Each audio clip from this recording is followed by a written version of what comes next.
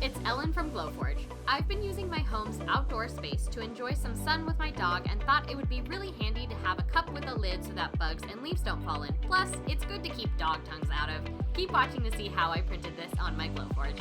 I'm not a designer, but I can still create designs within minutes. Here I'm using Keynote, which I'm sure you can tell isn't design software. Keynote is actually like the Microsoft PowerPoint version for Mac users, but I really like using it for fast and simple designs.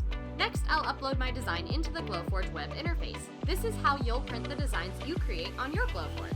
For this print, I'll be using a piece of proof-grade medium acrylic. The camera on my Glowforge will take a photo of my material inside so that I can easily rotate and resize different pieces of my design.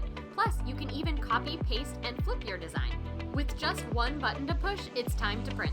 This one took about 5 minutes on my Glowforge Pro, which is the fastest of the 3 Glowforge models. I'm printing on proof-grade acrylic, which is material you can get from Glowforge. However, you aren't limited to printing on proof-grade. You can print on your own materials too.